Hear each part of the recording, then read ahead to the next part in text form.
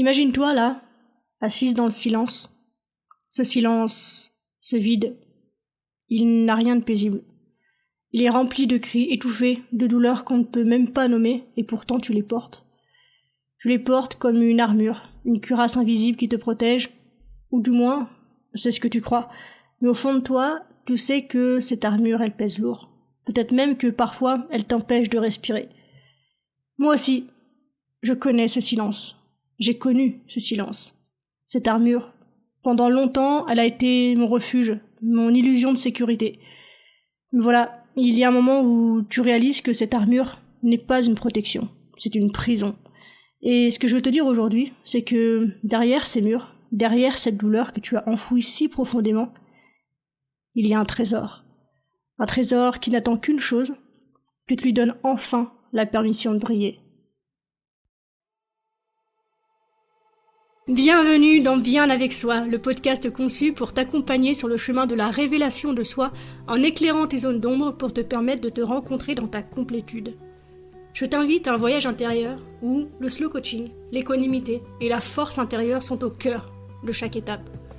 Ici, il n'est plus question de se réparer, mais de se révéler pleinement en embrassant toutes les facettes de ton être. Dans ce podcast, je partage avec toi des réflexions sur le shadow work, la non-dualité, la dépolarisation et l'unité, ainsi que mes propres apprentissages. Mon souhait est de t'offrir un espace de réflexion et de paix pour que tu puisses avancer sereinement vers la liberté d'être toi-même.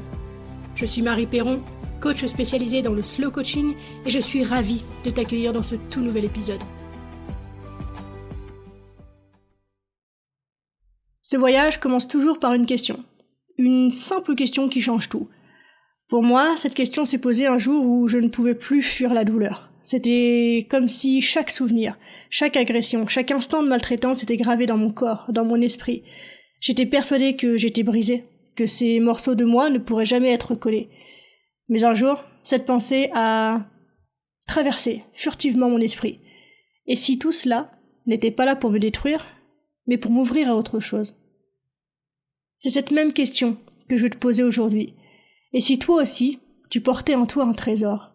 Et si tout ce que tu crois être des blessures, des failles irréparables, étaient en réalité des invitations à regarder la vie différemment? Parce que crois-moi, il y a une autre manière de voir ce que tu as vécu. Mais avant d'entendre cette question, j'ai besoin d'évoquer avec toi un mécanisme que beaucoup d'entre nous partagent, c'est le fait de défendre une histoire qui pourtant nous fait souffrir.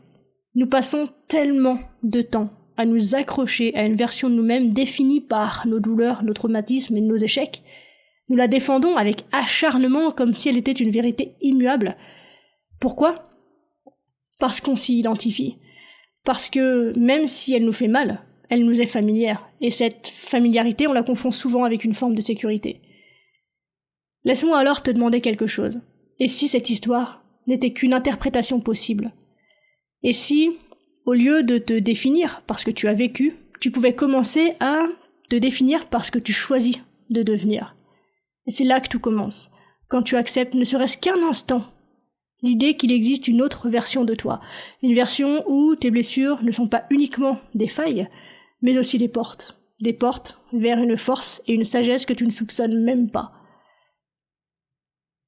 L'appel, c'est cette ouverture, cette pensée qui murmure doucement à ton oreille. Et si je n'étais pas ce que je crois être? Et si je n'avais pas besoin de me réparer, mais tout simplement de me révéler? C'est ici qu'une nouvelle aventure commence. C'est un moment absolument terrifiant, ô combien je le sais, parce que tout en toi veut résister, veut se battre contre cette idée. Tout en toi a peur de mourir à cette idée. On t'a appris que tu devais guérir, que tu devais réparer ce qui était brisé en toi. Mais aujourd'hui, j'ai envie de te proposer autre chose. Et si tu n'avais rien à réparer? Je pense qu'il faut être prêt à entendre que le chemin de la transformation passe toujours par l'ombre.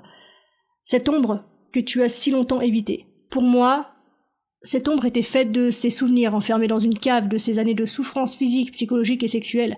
Chaque pas que je faisais semblait me ramener à cette sensation d'être piégé dans une vie que je n'avais pas choisie. Et toi, quelles sont ces ombres que tu portes encore aujourd'hui?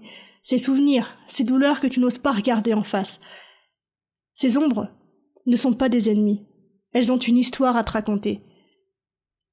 Tiens, j'ai envie de te proposer une micro-pratique là, tout de suite. Ferme les yeux, respire profondément et laisse une de ces ombres apparaître. Celle qui pop en premier, juste une. Pas pour la juger, ni pour la fuir, mais simplement pour l'observer et commencer à la reconnaître. Sens ce que ça te fait de la regarder simplement, sans vouloir la changer à tout prix. Sans vouloir la changer tout court.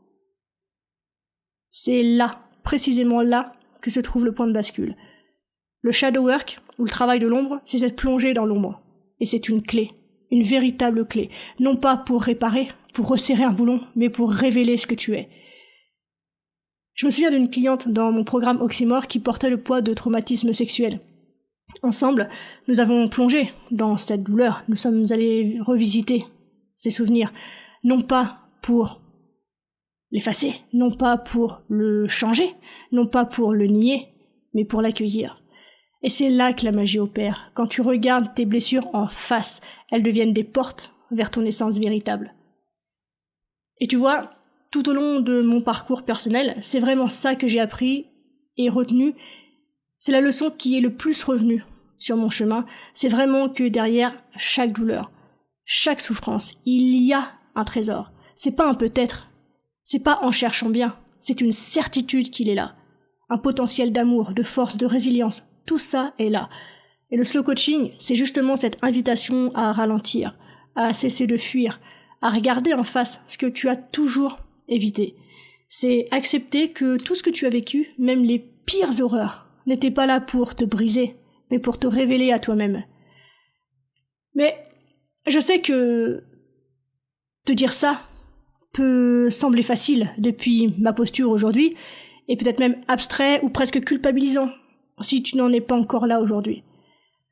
Alors pour te rassurer, j'aimerais te parler de ce concept ultra concret qu'est la résilience. En physique, mécanique, donc en physique, la résilience, c'est la capacité d'un matériau à revenir à sa forme initiale après un choc. C'est de là que vient le terme résilience, de la physique mécanique. Donc, la résilience, en physique, ne cherche pas à nier le choc, ni à effacer la déformation temporaire, non. La résilience ne nie rien de ce qui s'est passé. Elle reconnaît que le choc a eu lieu, que le matériau a plié sous l'impact, mais elle montre aussi que, malgré tout, et j'ai envie de dire presque spontanément, ce matériau n'a pas été brisé, il revient à sa forme. Et c'est exactement pareil pour nous, pour moi, pour toi. Ce que tu as vécu a peut-être marqué ton corps, ton esprit et ton cœur. Ça a peut-être créé des déformations temporaires, des moments où tu t'es senti plié sous le poids de la douleur. Mais cela ne t'a pas brisé. Ta capacité à revenir à toi, à retrouver ton essence, c'est ça, ta résilience. Et cette résilience, tu l'auras compris, elle est déjà là. C'est un potentiel qui est déjà là. Même si tu ne la vois pas, elle est là, à chaque souffle, à chaque pas que tu fais. Alors, accepte que le choc ait bel et bien existé. Accepte que tu as été marqué, déformé même par ce que tu as traversé. Mais rappelle-toi, tu es encore debout. Et cette force, cette capacité à rester entier malgré tout, c'est le signe que tu portes en toi bien plus que tu ne le penses. Il est là, ton trésor, même si tu ne le vois pas encore, lui non plus. Il est là, dans chaque recoin de ton être, attendant que tu l'acceptes. Pour moi, cette acceptation a été tout un long processus, bien sûr. Un long voyage où, petit à petit, j'ai appris à transformer ce que je croyais être des chaînes en ailes. Et ce même processus, je l'ai vu chez tant d'autres personnes. Des personnes comme moi, comme toi, qui pensaient qu'elles étaient trop abîmées pour être réparées, et qui pourtant aujourd'hui ont appris à voler. Je te souhaite vraiment de pouvoir entendre ça aujourd'hui. Tu n'as pas besoin de réparation. Peu importe ce que tu as vécu, tu es déjà entière ou entier. Tu l'as toujours été, et tu le seras toujours. Ton essence n'a jamais été détruite. Elle a été façonnée, elle a été amplifiée, elle a été enrichie. Mais elle n'a jamais été détruite. Ce trésor que tu cherches à l'extérieur est déjà là en toi, dans chaque cicatrice, dans chaque larme, dans chaque souffle. Il vient alors le dernier acte de ce voyage, le retour à soi. Ce moment où tu réalises que tout ce que tu cherchais, tu l'avais déjà. La paix, l'amour, la complétude. Tout est en toi. Ce silence qui, au début, semblait lourd et pesant, peut devenir ton allié.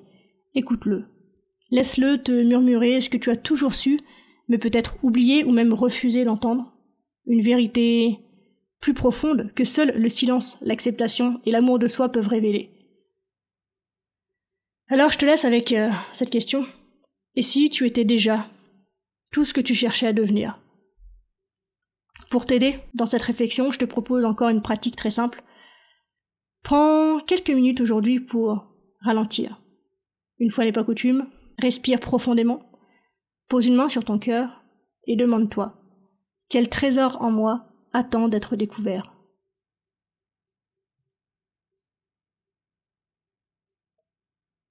Il y a 5 points clés que j'aimerais que tu retiennes à la suite de cet épisode du jour.